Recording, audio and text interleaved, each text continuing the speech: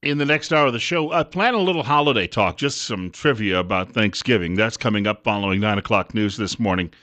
Happen to see a great column about just some figures about Thanksgiving Day that were published today at the Washington Examiner. So I'd like to share a few of those with all of you. I said with us, with all of you in the next hour. If you can stick around that long. I know a lot of people are traveling actually today. The weather somewhat cooperative so far because the snow is mainly on the surfaces, the macadam roads and the asphalt and the like happens to be melting. Could get a little dicier later today, so I know some people are likely blowing out of town early and headed to points of far, and wish you really well on all of that. An interesting little sidebar. I was checking some vacation days and the like. I am going to be here for 2 days until December 16th. That is, I'm working 2 days because I have tomorrow and Friday off. I have the weekend off. So I actually only have 2 work days between now and December 16th. Now, I say that I'm not going to be lounging around and sitting on a beach somewhere. I've got a lot of things. I'm moving into town that finally are being shipped, so I've got a little bit of business to take care of with all of that. But it's going to mean probably getting back on a more routine sleep schedule, and that means when I come back in the middle of December, I'm probably going to have some mornings here where I'm going to be just drinking the coffee intravenously. 8 minutes after 8 o'clock, Bill Colley with you on Top Story on News Radio 1310 KLIX and newsradio1310.com. We'll have a medical professional from Tripp Family Medicine joining us in a few minutes. Between 8:30 and 9 o'clock, we do this every Wednesday morning. Better Health with Tripp Family Medicine. I believe Russell Singleton may be joining us today. He's a physician assistant. We could see the doctor. We're talking carcinogens and a lot of those things that are naturally occurring in the environment, some of those that may have been created in the environment over the last 100, 150 years, and some of the things you should be concerned about and how you can avoid some of those things. And you have an opportunity to call and say hello to the doctor today or the physician assistant and ask a question of them and get some medical advice directly over the radio, and it won't cost you a thing. Tripp Family Medicine is located on Fillmore Street, directly across from the main post office in Twin Falls. Couple of things to start off the show otherwise with. We are looking at a situation still going on in the Middle East that is mightily dicey at the moment, especially after the shoot-down of a Russian fighter jet yesterday by Turkey. Here's a couple of stories about our own fighter jets. This from CNS News. U.S. planes left ISIS fuel tankers unharmed because they ran out of ammunition. Not the tankers. The U.S. fighters ran out of ammunition. The U.S. military conducted a second wave of attacks on parked ISIS oil tankers on Sunday, November 22nd, but the attacks fell short of its goal. Quote, the goal was to destroy every truck there. They ran out of ammunition before they were able to do that, but the desire was to destroy every single truck there, said Army Colonel Stephen Warren, the spokesman for the U.S.-led coalition fighting ISIS. What coalition? Well, anyway, as was the case with an earlier U.S. strike on ISIS fuel tankers, the Americans dropped leaflets warning the truck drivers that an attack was coming, so the tankers were not moving. So get out of the way and live to fight another day. Quote, the goal was to destroy every truck there. They ran out of ammunition before they were able to do that, but the desire was to destroy every single truck there, unquote. So I guess now we're measuring the desire. We didn't actually do it because we weren't equipped to do it, but we wanted to do it, so I guess that makes everything okay. And then Glenn Beck had this at his website. U.S. pilots returning from deployments have confirmed the Obama administration blocked 75% of all ISIS airstrikes. Pilots returning from the battlefield say targets are often blocked by the administration for fear of collateral damage and civilian casualties. So we'll fight wars with, one hand tied behind our backs?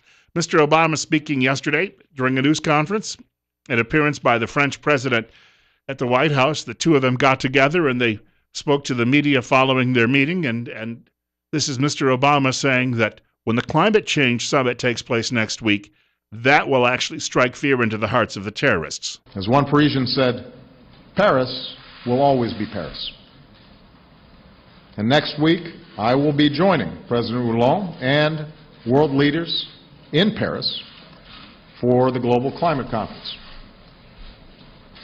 What a powerful rebuke to the terrorists it will be when the world stands as one and shows that we will not be deterred from building a better future for our children.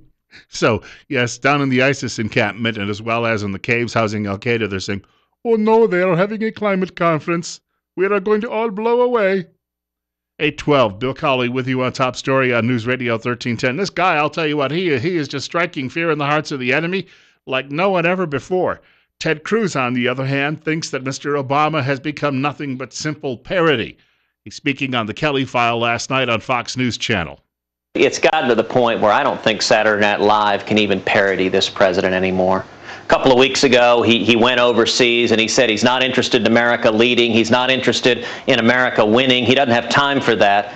And now he's saying what a powerful rebuke it is to ISIS that he's going to a global warming summit. Well, in Paris. I mean, how out of touch. In Paris. And yes, but his focus, listen, President Obama and John Kerry have both said that they think essentially your SUV in the driveway is a greater threat to our security than is ISIS, than is a nuclear Iran, and it makes no sense whatsoever. You know what would be a real rebuke to ISIS?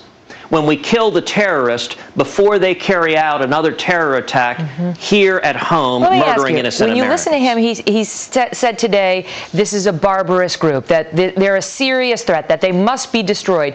Do you think this was in reaction to the criticism he received over his initial reaction to the Paris attacks, or do you take him at his word on what he said today?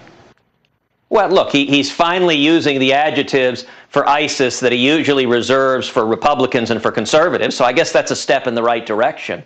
But at the end of the day, he still refuses to utter the words radical Islamic terrorism.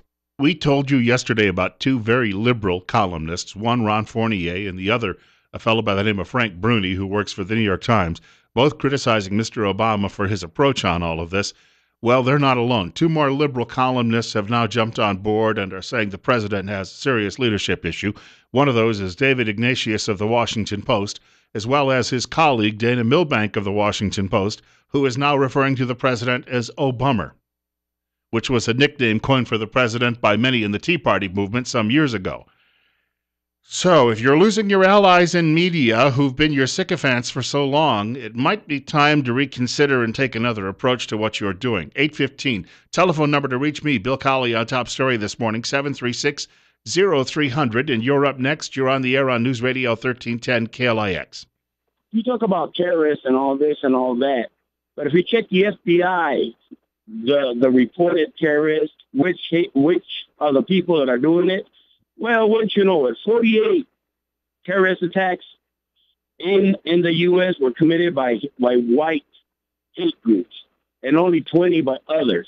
So where are we assessing our terrorist priorities? Well, here's a question for you. That's right. How many more whites are in the country right now than Islamic peoples? Yeah, okay. Just the FBI per capita. No, come on. Per capita. Answer the... Yeah. Shout, shout, shout. You don't win any debate by shouting, okay? Are you still there? See, I'm asking a sensible question. You have 330 million people in this country. You might have terrorists among every group. On the other hand, of the population in this country, maybe only 2 million may be of an Islamic background, and most of those people will qualify that. They aren't terrorists. As a percentage, though, as a percentage of population, which group is committing the most terrorist acts? I mean, that's a simple question. And then all you get is, how dare you bring that up? Well, it's and define a terroristic act. I was reading a great piece today by Eric Erickson from WSB in Atlanta, and again, a frequent fill-in for Rush Limbaugh when Rush Limbaugh's away. And Erickson says that's the latest lefty is now doing. Any shooting in America is being now defined by lefty as terrorism. So therefore, lefty can now say, well, actually, it's white Christians, and especially white Christian men, who are really the terrorists, because, you know, one of them, he fired a gun while robbing a bank last week. You see what they've subtly done? So that guy calls in because the DNC, he gets his DNC talking points every day. He can't formulate a thought on his own, and he calls in and he shouts it out. And then when you say, well, wait a minute, let's talk about this. Let's talk about per capita. Then, and then hang up. If that's the best you liberals can do, you won't be around much longer in this country when it comes to running the government. Actually, next year is probably going to be a sweep, and there won't be a lot of that chaff left in Washington, Boise, or anywhere else across the country. You're up next, and you're on the air. You know, it's a shame because I know there's times when I've called in that I sound pretty rough. But you see, in the end, if we don't protect this country and what it stands for, we will suffer the consequences. And if you had a choice, who was going to be the one that was attacked? Who would decide who was going to be suffer the consequences of these people's actions? See, again, we can't afford to do this anymore. We are broke on our ass, and we continue to, and there's 272 homeless students in Twin Falls County alone. Okay, I'm repeating myself, but it seems like it has to be done. You know, I may sound like a jerk, but you see, ultimately, I want to protect my family and my ability to provide for them. And you see, when people who just want to get mad at us because they think we're just right-wing whatever, you see, the truth of the matter is, if you come to Thanksgiving dinner with me and my family, you'll find out that that's not the case at all. I'm scared. I'm afraid. The maddest I ever get is when I'm afraid, and I'll hang up. Thanks. Well, thank you. Thank you. He needs his own show. We got a couple of those. Speaking, by the way, if you wanted to talk about people who are committing acts, if you're defining terrorism just by violence, as a percentage, how about that guy who shot Kate Steinle in San Francisco? So as a percentage, then if we're going to define every act of violence, gun violence, as an act of terrorism, as a percentage, how much of that can be attributed to Latinos or blacks or Asians? But if you want to start doing that and be picayune about it, we could probably say, well, this group is more dangerous than this group. That is, we're not trying to generalize, but you understand. We have another caller with us. You're up next. You're on the air on KLIX. Good morning, Bill. President Obama cannot go tiptoeing through the tulip bed to try and find the terrorists. The losses that would be associated with striking all of the petrol tanks and everything else should be an acceptable loss. In World War II, when the Americans went to Iwo Jima, the acceptable loss for that day was 6,000 GIs.